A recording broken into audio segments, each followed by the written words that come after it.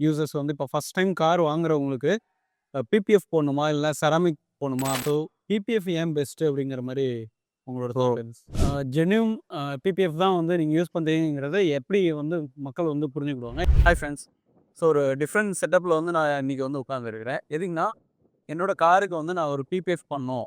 புதுசா வாங்கியிருக்க கார் வந்து எப்பவுமே ஒரு பிரீமியம் லுக்லயே வந்து காமிக்கணும்னு நெனைப்போம். ஸோ அதுக்காக வந்து நம்ம வந்து ஒரு டீட்டெயிலிங் சர்வீஸ் வந்து கண்டிப்பா தேவைப்படும்.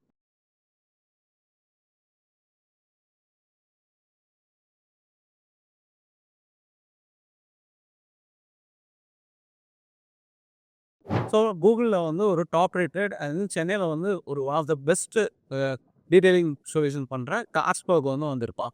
ஸோ அதுக்காக மிஸ்டர் அமல்ராஜ் வந்து நம்ம இன்னைக்கு வந்து மீட் பண்ணுவோம். ஸோ அவங்ககிட்ட வந்து நமக்கு என்னென்ன சர்வீசஸ் வந்து அவங்க ப்ரொவைட் பண்றாங்க அண்ட் பிபிஎஃப் பத்தின ஃபுல் டீடைல்ஸ் வந்து இந்த வீடியோல தெரிஞ்சுக்கலாம். Hi sir. Hi sir. உங்களோட பிராண்ட் அண்ட் உங்களோட எக்ஸ்பீரியன்ஸ் கொஞ்சம் ஷேர் பண்ணீங்கன்னா நல்லா. சார் நான் பார்த்தீங்கன்னா, என்னோட பேர் அமல்ராஜ். நான் வந்து ஒரு மோர் தேன் 20 இயர்ஸா வந்து ஆட்டோமோட்டிவ் கம்பெனியில ஒர்க் பண்ணிட்டு, இப்போ ஸ்டுடியோ ஓன் பண்ணிட்டுருக்கேன். கார்ஸ்பால பார்த்தீங்கன்னா, நாங்க பேசிக்கா car wash, car detailing, ceramic coating, PPF அது இல்லாம சன் ஃபிலிம்ஸ் பண்றோம். ஸோ வந்து பேசிக்கா வந்து சில கொஸ்டின்ஸ் வந்து இருக்கும். யூசர்ஸ் வந்து இப்போ ஃபர்ஸ்ட் டைம் கார் வாங்குறவங்களுக்கு பிபிஎஃப் போடணுமா? இல்ல செராமிக் போடணுமா? அப்படிங்கிறது இருக்கும். ஸோ பிபிஎஃப் ஏன் பெஸ்ட்டு அப்படிங்கிற மாரி உங்களோட தாட்ஸ்? ஓகே, எங்களோட பாயிண்ட் ஆஃப் வியூல இப்போ நம்ம என்விரான்மென்ட் கண்டிஷன் பிளஸ் நம்மளோட டிராஃபிக் கண்டிஷன்ஸை பேஸ் பண்ணி, நான் என்ன சஜெஸ்ட் பண்ணுவேன்னா, பிபிஎஃப் தான் பெஸ்ட்டுன்னு சொல்லுவேன். ஏன்னா, நம்ம கார வந்து எப்படி மொபைல்ல நம்ம டெம்பர்ட் கிளாஸ் போட்டு ப்ரொடெக்ட் பண்றோமோ, அதே மாரி நம்ம கார ப்ரொடெக்ட் பண்ண பெயிண்ட் ப்ரொடக்ஷன் ஃபிலிம் தான் பெஸ்ட் ஆப்ஷன் சொல்லுவேன். காஸ்ட் அஃபோர்டபுளா இருக்கணும்னா, செராமிக் கோட்டிங் ஒரு ஆப்ஷன். அது பண்றதுனால நம்ம ஈஸியா கார மெயின்டெயின் பண்ணலாம். ஈஸியா கிளீன் பண்ணலாம்.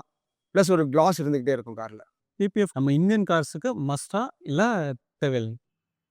சார் இப்போ இருக்கிற அதான் சொன்னேன். நம்ம இப்போ இருக்கிற என்விரான்மென்ட் கண்டிஷனுக்கு சிட்டி டிராஃபிக்ல ஓட்டுறோம்னா நமக்கு பிபிஎஃப் இஸ் பெஸ்ட்.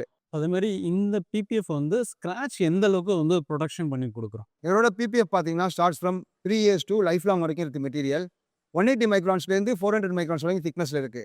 எங்களோட டிபியு காம்போசிஷன் பார்த்தீங்கன்னா, ஒன்லி டிபியு இருக்கு. பிளஸ் டிபியு பிளஸ் பிசி மெட்டீரியல் இருக்கு. இப்போ ஒரு நல்ல பிராண்டட் ஜென்யூன் பிபிஎஃப் தான் வந்து நீங்க யூஸ் பண்றீங்கங்கிறத எப்படி வந்து மக்கள் வந்து புரிஞ்சுக்கிடுவாங்க? எந்த மாரி ஐடென்டிஃபை பண்றது? ஸோ இப்போ கார்ஸ்பால பார்த்தீங்கன்னா, நாங்க வந்து ஏஜிஎஸ்ங்கிற பிராண்டட் பிபிஎஃப் மட்டும் தான் பண்றோம். இஸ் சப்ளைட் பை கார்ஸ்பா. இதில பார்த்தீங்கன்னா, மோஸ்ட்லி எங்களோட பேப்பர்ஸ் எல்லாமே imported. That means from US, Germany அங்கேருந்து இம்போர்ட் பண்ணி தராங்க. Plus we are having warranty. இப்போ உங்க காருக்கு நாங்க ஒரு பிபிஎஃப் இன்ஸ்டால் பண்றோம்னா, அத நாங்க ஹெட் ஆஃபீஸ்க்கு ரெஜிஸ்டர் பண்ணிடுவோம். ஓகே. அதுலேருந்து உங்களுக்கு வாரண்டி இஷ்யூ ஆயிரும். இந்த ரோல் ஐடி உங்க காருக்கு இன்ஸ்டால் பண்ணியிருக்கிறோம் அப்படின்னு சொல்லிட்டு. அத பேஸ் பண்ணி நீங்க பார்த்துக்கலாம். இது வந்து 100% நாங்க ஜென்யூன் ப்ராடக்ட் தான் யூஸ் பண்ணியிருக்கோம். ஓகே. ஸோ பிபிஎஃப் வந்து புது காருக்கு மட்டும் தான் அப்ளை பண்ணலாமா? இல்ல பழைய கார்ஸ் கூட போட்டுக்கலாமா? எங்களோட ரெக்கமெண்டேஷன் படி கார ஃபர்ஸ்ட்டே பண்றது தான் பெஸ்ட்டு. இப்போ இன்கேஸ் நீங்க கார் ஒரு 3 இயர்ஸ் வச்சுக்க போறேன்.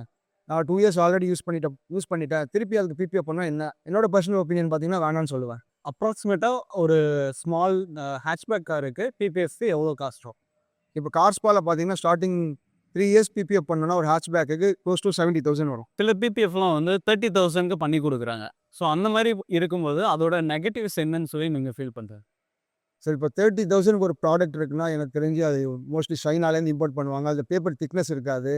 பிளஸ் அது டிபிஹெச்சா இருக்கும். ஏன்னா 100% டிபியு மெட்டீரியல் பார்த்தீங்கன்னா, மினிமம் காஸ்ட்டே பார்த்தீங்கன்னா, க்ளோஸ் டூ 80,000. நல்ல பிபிஎஃப் பண்ணணும்னா அந்த காஸ்ட்டுக்கு கீழ இருக்குனாலே அது கம்மி. எனக்கு தெரிஞ்சு அது வந்து ஒரு லோ கிரேட் பிபிஎஃப்பா தான் இருக்கும்.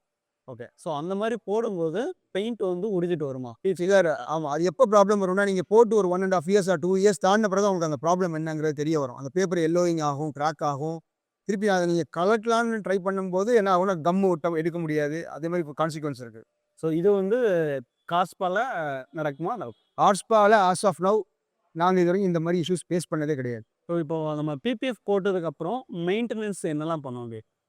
மெயின்டனன்ஸ் இன் த சென்ஸ் நீங்க வீட்ல கார ரெகுலரா வாஷ் பண்ணாலே போதும். Well and good. இல்ல நீங்க ஒரு நல்ல டீட்டெயிலிங் ஷாப்ல ஒரு வாஷ் சென்டர்ல போயிட்டு மந்த்லி ஒன்ஸ் வாஷ் பண்ணாலே போதும்.